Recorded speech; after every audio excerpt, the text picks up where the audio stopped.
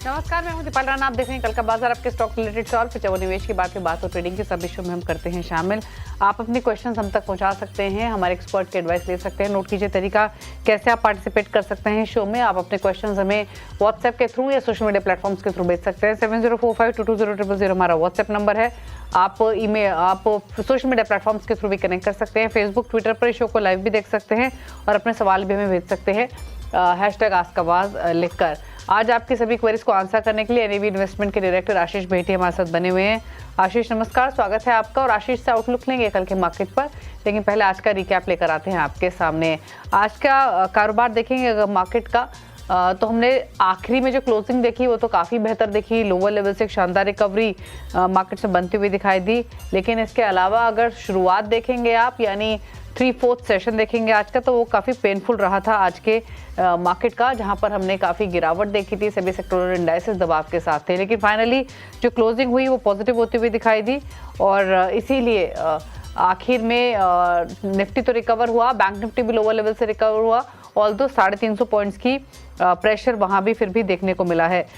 इसके अलावा अगर आप पॉकेट्स देखेंगे आज के सेशन में, तो मिड कैप स्मॉल कैप्स में बिकवाली काफ़ी हावी होती हुई दिखाई दी थी। आज के सेशन में भी सभी सेक्टोरल इंडाइसेस लाल निशान में ही थे। थोड़ी बहुत रिकवरी हमने एफएमसीजी जैसे इंडेक्स में आते हुए देखी थी। सेंसेक्स के 3 में से 16 स्टॉक्स गिरकर बंद हुए। निफ्टी के 50 में से 27 स्टॉक्स में प्रेशर देखने को मिला।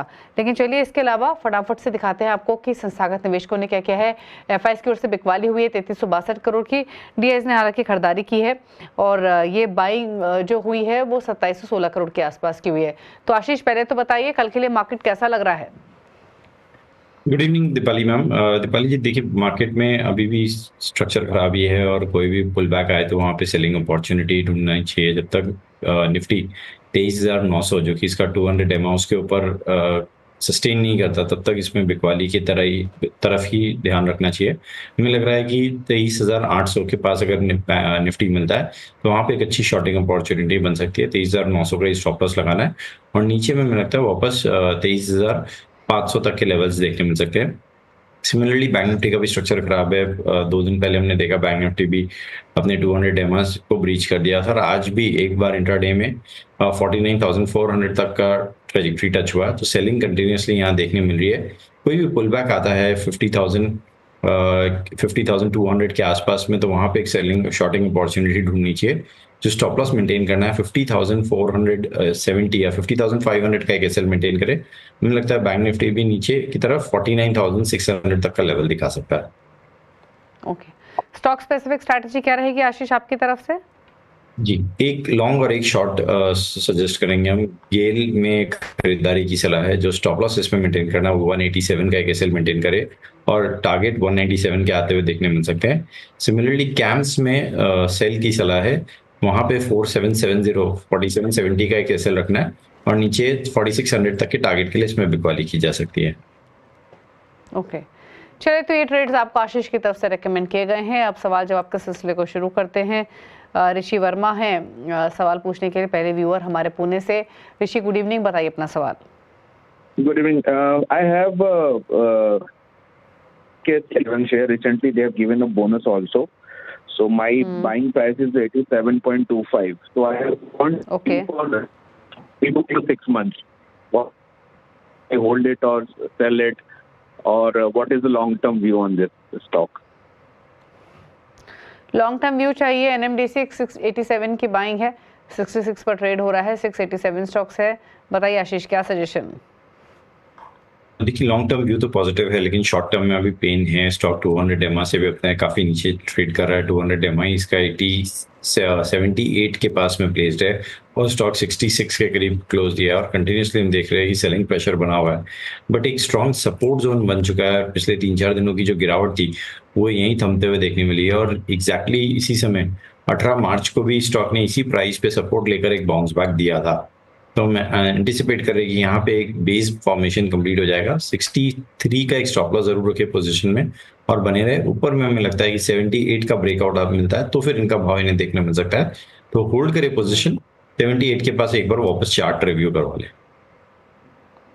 ओके, बात करते हैं अब अगले व्यूअर से और सवाल पूछने के लिए हरुण कोलकाता से हमारे साथ कनेक्टेड है। हरुण नमस्कार, पूछिए अपना सवाल। नमस्कार। 50 शेयर्स है आपको इसका, क्या बोलते हैं, रामको सीमेंट का, okay at the rate of 1056. नहीं तो आपका होराइजन क्या है इस होल्डिंग में? लॉन्ग टर्म है। ओके, लॉन्ग टर्म व्यू है। क्या सजेशन रहेगा आशीष? 1056 की बाइंग है, 112 रुपए नीचे इनके भाव से रामको सीमेंट्स। जी देखिए, स्टॉक प्रेशर में है, जहां हम देख रहे हैं कि बाकी कुछ सीमेंट कंपनीज में एक अच्छा बाइंग इंटरेस्ट बना, ऑफ लेट जेके सीमेंट और बाकी कंपनीज में, रैमको में वैसा नहीं बन रहा है और कंटिन्यूसली गिरावट देखने मिल रही है। तो यहाँ पे जो सलाह रहेगी वो 920 का एक स्ट्रिक्ट स्टॉप लॉस रखे। अगर उसके नीचे जाता है तो फिर इसमें से एग्जिट करने की सलाह है। 920 के स्टॉप लॉस से बने रहे पोजिशन में।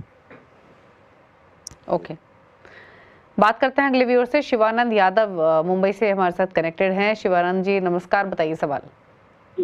नमस्कार मैम, मेरा टाटा स्टील में 162 पे बाइंग है और अभी ओके मेरे को होल्ड करना चाहिए कि निकल जाना चाहिए, बता सकते हैं?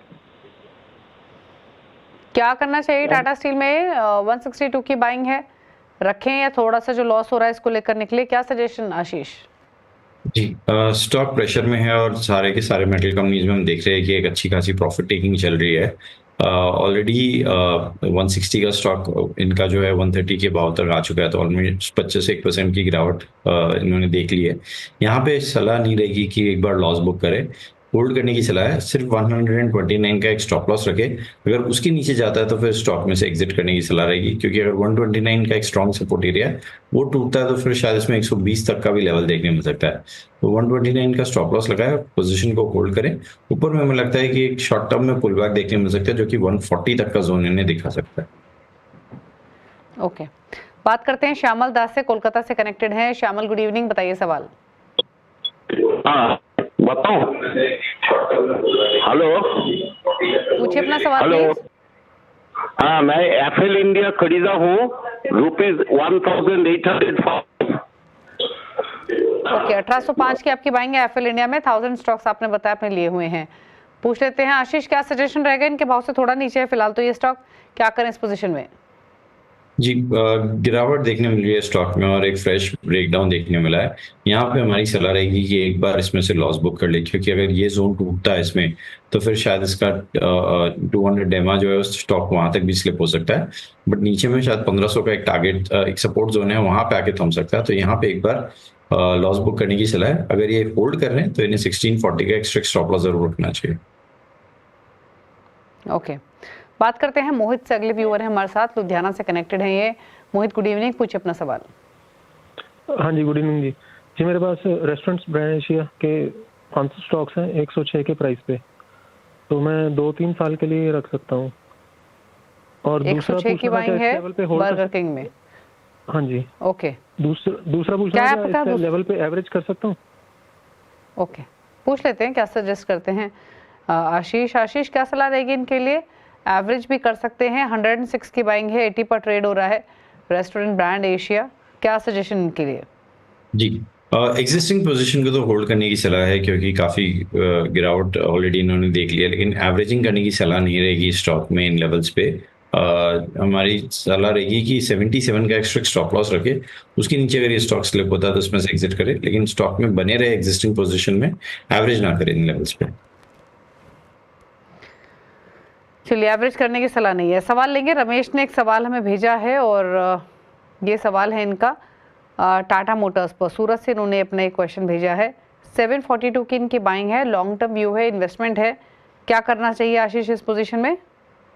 जी होल्ड करने की सलाह है। स्टॉक में बहुत मैसिव गिरावट देखने मिली थी हमें, 1170 के स्टॉक से स्लिप होकर 1170 से 720 तक का जोन दिखा दिया था और अब एक पुल बैक देखने मिला है। जो क्वार्टरली अपडेट्स है वो भी स्टॉक के अच्छे हैं और 200 डेमा भी इसका 940 पे प्लेस्ड है, तो काफ़ी शॉर्ट्स थे और हमें लग रहा है कि अब यहाँ से शॉर्ट कवरिंग देखने मिल सकती है।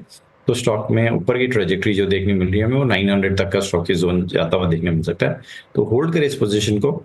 जो इन्हें स्टॉप लॉस मेंटेन करना चाहिए वो 760 के करीब का एसएल मेंटेन करें। एक और सवाल लेंगे, पवन ने सवाल भेजा है हमें एसएमएस के थ्रू ही। 2 सवाल है इनके। एक तो है एक्सिस बैंक, यहाँ पर 1187 की इनकी बाइंग है। दूसरा है इनके पास टेक महिंद्रा, यहाँ खरीदारी है इनकी 123 की। टेक महिंद्रा 37 स्टॉक्स है इनके पास। एक्सिस बैंक 1187 का इन्होंने जिक्र किया। क्या सजेशन रहेगा इनके इस पोजीशन में? जी, एक्सिस को तो होल्ड करने की सलाह है। हमें लग रहा है कि थोड़ा सा ओवरसोल्ड ट्रेजेक्टरी में एक्सिस बैंक आ चुका है और एक पुल बैक एंटिसिपेट कर रहे हैं हम। इनफैक्ट अगर बैंक निफ्टी में रिकवरी आती है तो एक्सिस और आईसीआईसीआई इसे लीड करता हुआ देखने मिलेगा। तो यहाँ पे होल्ड करें। पिछले 4-5 दिनों की जो गिरावट थी वो भी एग्जैक्टली 1060 के जोन पे ही उसने लो या बेस बनाया है। तो यहाँ पे 1050 का एक स्टॉप लॉस रखें और पोजीशन को होल्ड करें। ऊपर में हमें लगता है कि एक्सिस में 1130 तक का जोन देखने मिल सकता है। सिमिलरली अगर मैं टेक महिंद्रा की बात करूं तो यहाँ थोड़ा सा इन्हें कॉशियस रहना चाहिए। ओवरऑल ये भी प्रॉफिट में है, लेकिन टेक महिंद्रा में अगर क्वार्टरली अपडेट्स आईटी कंपनीज के खराब आते हैं तो इसमें काफी गिरावट देखने मिल सकती है। तो यहाँ पे 1620 का एक स्ट्रिक्ट स्टॉप लॉस रखिए। अगर उसके नीचे जाता है फिर इसमें से एग्जिट करने की सलाह है। ओके, बात करते हैं हम अगले व्यूअर से। आनंद सिंह सीकर से हमारे साथ कनेक्टेड हैं। आनंद जी नमस्कार, पूछिए सवाल।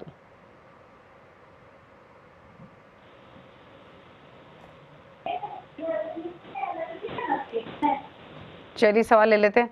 संजय मिश्रा जी, आपको ऑडियो मिल रही है? जी जी मैम। प्लीज बताइए आपका क्या सवाल है। मेरा मैम आदित्य बिरला का 454 शेयर 219 रुपया पे।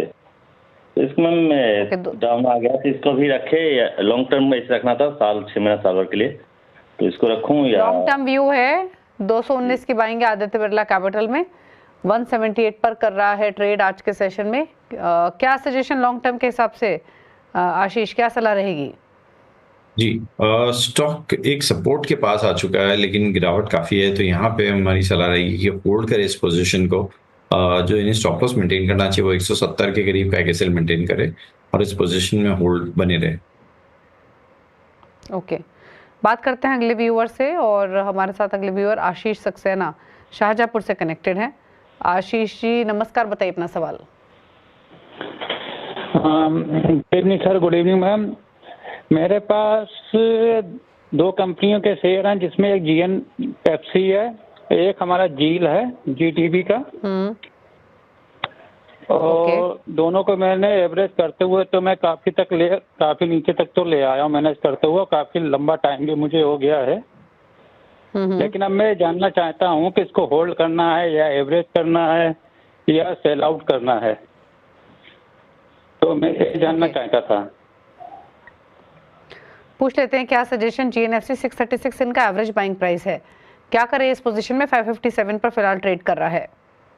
जी, होल्ड करने की सलाह है। हमें लगता है कि शायद बजट में एक देखने मिल सकता है इस स्टॉक में। और यहाँ पे एक सपोर्ट एरिया पे भी स्टॉक ऑलरेडी आ चुका है। 14 नवंबर के करीब भी जो आई थी यहीं पे थमते हुए देखने मिली और एक पुल बैक देखने मिला है। तो यहाँ पे होल्ड करें। जो प्लस मेंटेन करना चाहिए वो 530 के करीब का एक स्ट्रिक्ट एसएल मेंटेन करे इसमें। ओके, अगला सवाल लेंगे और आनंद सिंह हैं हमारे साथ सवाल पूछने के लिए। आनंद जी नमस्कार, बताइए क्या सवाल है आपका। इनका सवाल ले लेते हैं। इनफैक्ट ये कनेक्टेड नहीं है हमारे साथ। सवाल है इनका अदानी ग्रीन एनर्जी और एंजल वन पे। अदानी ग्रीन एनर्जी 300 शेयर्स लिए हुए हैं आशीष, 1241 इनका बाइंग प्राइस है। दूसरा एंजल वन, यहाँ पर 2997 की इनकी बाइंग है। अदानी ग्रीन में 250 रुपये का लॉस इनको ऑलरेडी हो रहा है और एंजल वन को देखेंगे तो ये भी इनको 350 रुपये का नुकसान ऑलरेडी पर स्टॉक दे रहा है। क्या सजेशन दोनों पोजीशंस पे? पहले तो अडानी ग्रीन पे डिस्कस कर लेते हैं क्योंकि यहाँ पे प्रेशर बहुत है और हमें लगता है यहाँ पे कोई भी रिस्पाइट नहीं आ रहा है। कोई भी पुल बैक आता है तो वहाँ पे हम देख रहे हैं कंटिन्यूसली प्रेशर बन जाता है। अराउंड 26 सितंबर को ये स्टॉक 2000 पे ट्रेड कर रहा था और अभी ऑलमोस्ट आधा होके ट्रेड कर रहा है। तो यहाँ कोई भी पुल बैक आता है तो इसमें से एग्जिट करने की सलाह है। सिमिलरली स्टॉक बताया आपने एंजल वन का, वहां पे भी प्रेशर काफी और कंटिन्यूसली गिरावट देखने मिल रही है। स्टॉक एग्जैक्टली 200 डेमो पर प्लेस्ड है और अगर ये टूटता है तो यहाँ से और गिरावट बढ़ते हुए देखने मिल सकती है। तो यहाँ पे भी जो स्टॉप लॉस है वो एकदम छोटा सा 262630 का एक एसएल मेंटेन करे, उसके नीचे जाता है तो करने की सलाह है। ओके, बात करते हैं अब एक और सवाल की। आदित्य ने सवाल भेजा है कानपुर से। यहाँ सवाल इनका steel authority of India limited को लेकर। सेल में इन्होंने खरीदारी की हुई है, 127 का खरीदारी का प्राइस है। जानना चाहते हैं क्या करें इस पोजीशन में, बताइए। देखिए, मेटल स्टॉक्स में प्रेशर है और हमने अभी ऑफ लेट कुछ मेटल स्टॉक्स में स्पेसिफिकली सेल में एक शॉर्ट कॉल भी इनिशिएट किया था। एज अ डिस्क्लेमर जाएंगे, हमारी पोजीशन नहीं है लेकिन क्लाइंटों की पोजीशन हो सकती है as a short position. But हमारे जो शॉर्ट के टारगेट्स है वो मीट होते हुए देखने मिले हैं और यहाँ पे हमें लग रहा है कि एक बेस फॉर्मेशन हो चुका है या एक सपोर्ट एरिया स्टॉक आ चुका है और यहाँ से शायद पुल बैक देखने मिल सकता है जो कि शॉर्ट टर्म में 116 का जोन दिखा सकता है। तो होल्ड कर इस पोजीशन को, 107 का एक स्टॉप लॉस जरूर रखें। ओके, बात करते हैं श्रीकांत से। अगले कॉलर हमारे साथ कनेक्टेड हैं सवाल पूछने के लिए। श्रीकांत जी नमस्कार, बताइए क्या सवाल है।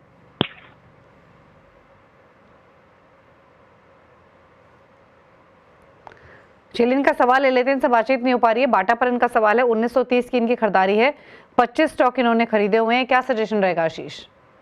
जी, होल्ड करें बाटा को। अगर यहाँ पे थोड़ा सा और ऐड कर सकते हैं तो पोजीशन को ऐड भी कर ले, क्योंकि स्टॉक में एक मैसिव करेक्शन हमने देखा और हमें लग रहा है कि यहाँ पे एक अच्छा जोन है बाटा को।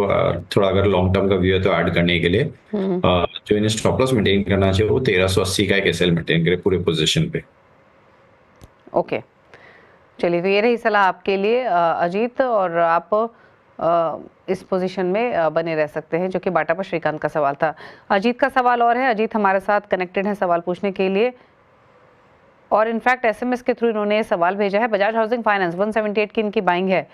क्या सजेशन रहेगा आशीष इनके लिए 178 के बाइंग के हिसाब से?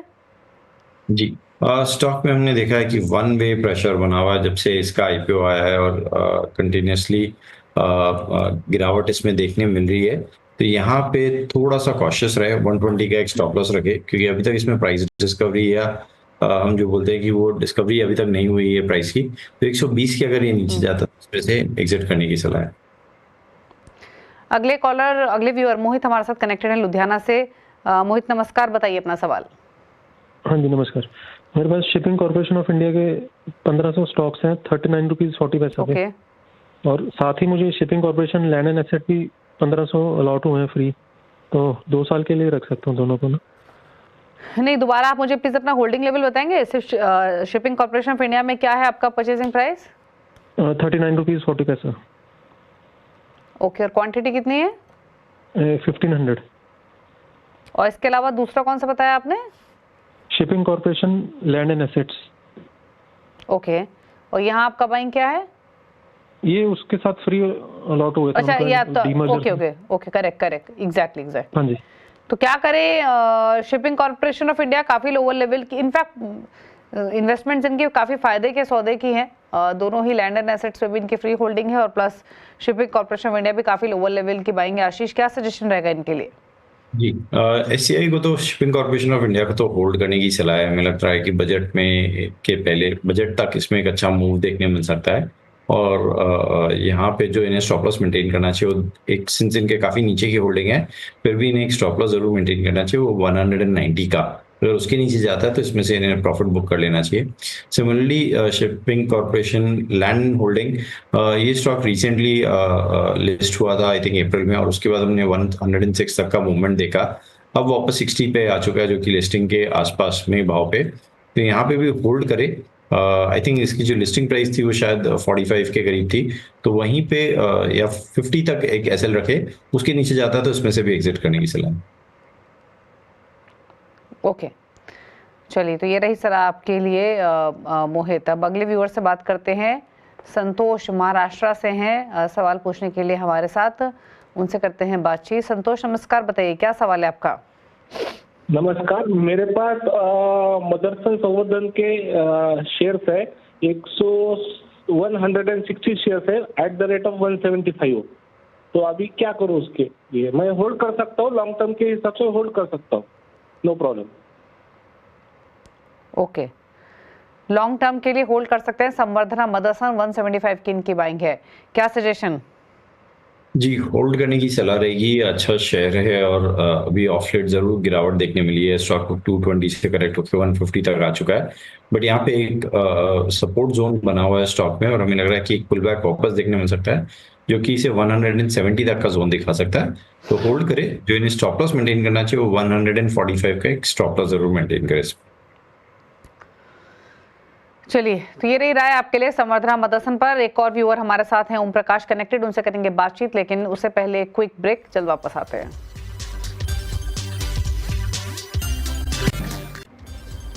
आप दे रहे हैं कल का बाजार, आशीष भाई बने हुए हैं। लेते हैं पहले एक कॉलर से उनकी डिटेल्स जो हमारे साथ कनेक्टेड है। ओम प्रकाश हमारे व्यूअर हैं, बातचीत करने के लिए हैं हमारे साथ। ओम प्रकाश जी नमस्कार, बताइए सवाल। मैं ओम प्रकाश चड्डा बोल रहा हूँ, दिल्ली से, पश्चिम बिहार से। मेरे पास ओला इलेक्ट्रिक है, 500 शेयर है एट द रेट ऑफ 95। वो तो काफी नीचे जा चुका मैडम, क्या किया जाए इसका? पूछ लेते हैं ओला इलेक्ट्रिक पर क्या राय रहेगी, बताइए क्या सजेशन इनके लिए इस पोजीशन में? जी, स्टॉक में काफी प्रेशर बना हुआ है और वापस आईपीओ के प्राइस पे आ चुका है। तो यहाँ पे हमें लग रहा है कि जो लिस्टिंग डे का प्राइस है वो एक सपोर्ट एरिया बना हुआ है और स्टॉक वहीं पर आके थोड़ा सा थमता हुआ है, एक बेस फॉर्मेशन बन जाता है। तो 76 का एक स्टॉप लॉस लगाए और रखे इसमें और पोजीशन में बने रहे। अगर 76 के नीचे जाता है तो फिर इसमें से एग्जिट करने की सलाह रहेगी। ओके, चलिए अब बात करते हैं कुछ सोशल मीडिया क्वेरीज की। पहले ट्विटर की तरफ रुख कर लेते हैं और एक सवाल लेते हैं। हमें एक सवाल भेजा है राजेंद्र शर्मा ने, माफ कीजिए, लुधियाना पंजाब से। साउथ इंडियन बैंक 1000 शेयर्स हैं, 32 रुपए की खरीदारी है, क्या सजेशन रहेगा? जी, साउथ इंडियन बैंक में होल्ड करने की सलाह है। 25 रुपए के करीब, 26 रुपए के करीब स्टॉक ट्रेड कर रहा है और एग्जैक्टली अपने 200 डेमा पे प्लेस्ड है। हमें लग रहा है कि वापस सारे पीएसयूज और छोटे प्राइवेट बैंक्स में एक अच्छा मोमेंटम अपसाइड में देखने मिल सकता है। तो यहाँ पे 28 के ऊपर के टारगेट इमीडिएट शॉर्ट टर्म में देखने मिल सकते हैं। होल्ड करें इस पोजीशन को। जो स्टॉप लॉस इन्हें मेंटेन करना चाहिए वो 25 रुपए के करीब का कैसे मेंटेन करें। कुछ और क्वेरीज ले लेते हैं और एक सवाल हमें गरिमा भेज रही हैं दिल्ली से। टाटा मोटर्स 1020 की बाइंग है, 100 शेयर्स हैं। जी, होल्ड करें टाटा मोटर्स। अगर ये एवरेज कर सकते हैं इस लेवल पे तो थोड़ा सा आप पोजीशन को और ऐड कर ले, क्योंकि इनकी 1020 की बाइंग है और वहां से ऑलमोस्ट स्टॉक 20% ज्यादा करेक्ट हो चुका है। तो यहाँ पे थोड़ा सा पोजीशन और ऐड किया जा सकता है, क्योंकि एक बेस फॉर्मेशन हो गया और स्टॉक वापस एक अपस्विंग या अपसाइड में 880 तक का जोन दिखाने के लिए तैयार है। यहाँ पे जो इन्हें स्टॉप लॉस मेंटेन करना चाहिए 760 का एक एसएल मेंटेन करे। एक सवाल में भरत भेज रहे हैं, सुमितोमो केमिकल पर 480 की बाइंग है, 5 इयर्स का व्यू है, क्या करें? सिंस ये प्रॉफिट में है तो हमारी सलाह ये रहेगी कि होल्ड करे। जो इन्हें स्टॉप लॉस मेंटेन करना चाहिए, जो इनकी बाइंग कॉस्ट से थोड़ा सा नीचे 470 के करीब एक एसएल मेंटेन करे। स्टॉक का मोमेंटम और चार्ट स्ट्रक्चर काफी अच्छा बना हुआ है और हमें लग रहा है कि अगर मार्केट पुल बैक देता है तो इसमें वापस 600 तक प्लस के लेवल्स देखने मिल सकते हैं। ओके, चलिए, तो ये रही स्ट्रैटेजी सुमितोमो केमिकल पर 510 पर क्लोजिंग हुई आज के सेशन में। चलिए, सवाल इतने लेंगे। थैंक यू आशीष में आने के लिए और सभी क्वेरीज को आंसर करने के लिए। इसी के साथ कल का बाजार में तो इतना ही। ब्रेकफास्ट पर भी खबरें जारी हैं CNBC आवाज पर। नमस्कार।